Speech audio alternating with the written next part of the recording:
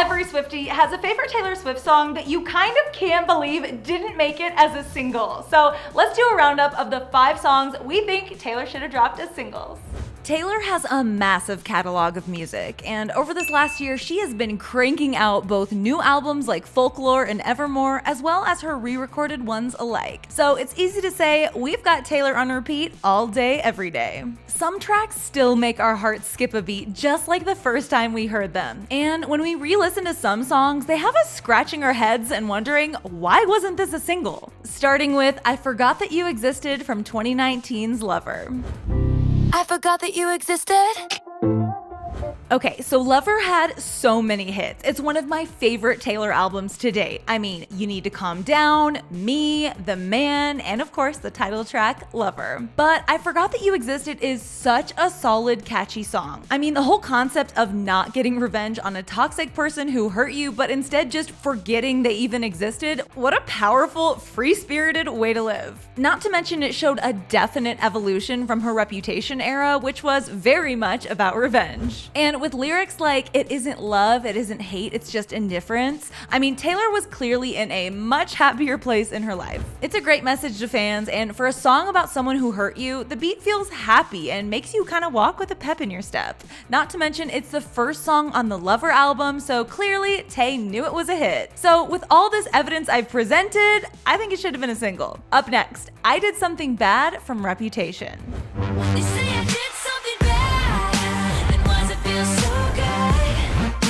So we talked about Taylor's evolution of not wanting revenge. I Did Something Bad was before that happened. If you were lucky enough to catch the Reputation Stadium tour, you know how epic Taylor's performance of this song was. Fireworks, the dark lipstick, the dancing, I mean, it was a vibe. And though Taylor had a lot of real life drama leading up to the whole Reputation era, she actually said I Did Something Bad was inspired by the season 7 finale of Game of Thrones. Though it could have definitely held its own as a single, we're so glad she brought it to life on stage and on tour. And you know what? While we're on the topic of revenge, let's get into a song that wasn't a single but feels like it was, Better Than Revenge. She's not a saint, and she's not what you think. She's an actress. Whoa. Hard to believe this song came out more than a decade ago on 2010's Speak Now. This one became part of a huge TikTok trend this spring where users share the messy story of how their once happy relationships didn't end well. Taylor allegedly wrote Better Than Revenge about a girl who stole her boyfriend,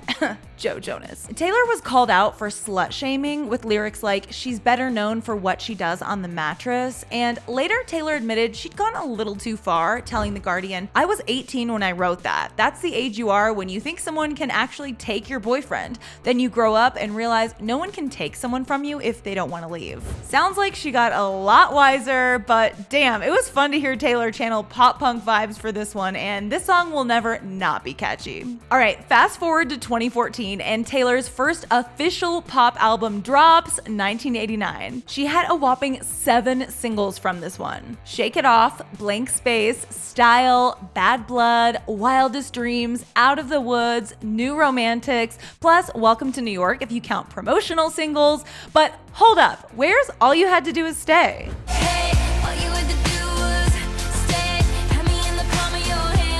So good. And Taylor wrote All You Had to Do Is Stay after having a dream where an ex came to her door. She told Rolling Stone, I opened it up and I was about ready to launch into the perfect thing to say. Instead, all that would come out of my mouth was this high-pitched chorus of people singing stay. Interesting. We get it. There were already so many huge singles off this album, not to mention music videos, but this one deserved a chance to shine too.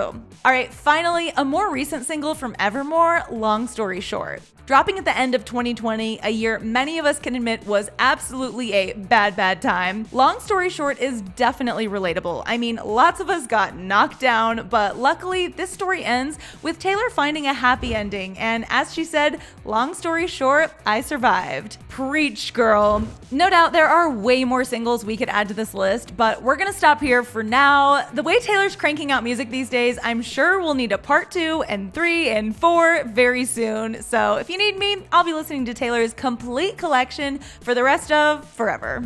In the meantime, click right over here for another clever news video on Taylor Swift, and let me know your picks. Which of her songs do you think should have been singles? Even if you disagree with me, that's okay.